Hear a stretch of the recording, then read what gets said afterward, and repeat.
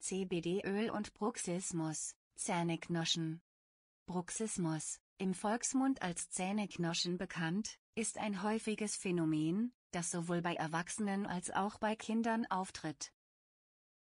Es ist oft mit Stress, Angst, Schlafstörungen und anderen psychischen Zuständen verbunden.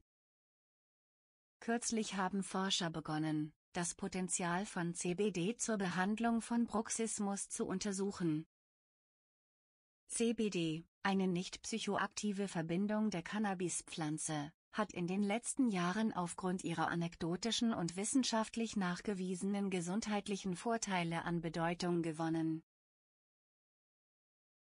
CBD und sein therapeutisches Potenzial. CBD-Öl wirkt sich positiv auf verschiedene gesundheitliche Zustände aus, darunter Schmerzen, Entzündungen, Epilepsie, Schlafstörungen und Angstzustände. Es interagiert mit dem Endokannabinoid-System, ECS, des Körpers, das eine entscheidende Rolle bei der Regulierung verschiedener physiologischer Prozesse, einschließlich Schlaf, Stimmung, Schmerz und Immunantwort, spielt. CBD und Bruxismus. Es gibt noch keine spezifischen klinischen Studien, die sich mit den Auswirkungen von CBD auf Bruxismus beschäftigen. Allerdings gibt es Anhaltspunkte dafür, dass CBD bei den häufigen Auslösern von Zähneknirschen, wie Stress und Angst, helfen kann. CBD hat gezeigt, dass es eine beruhigende Wirkung auf das zentrale Nervensystem hat und so zur Linderung von Stress und Angst beitragen kann. Es ist auch bekannt, dass es den Schlaf verbessert, was wiederum Bruxismus reduzieren kann, der häufig im Schlaf auftritt. Darüber hinaus könnte CBD die mit Bruxismus verbundenen Schmerzen und Entzündungen lindern.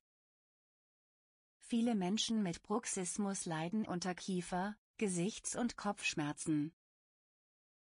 Die entzündungshemmenden und schmerzlindernden Eigenschaften von CBD könnten daher zur Linderung dieser Symptome beitragen.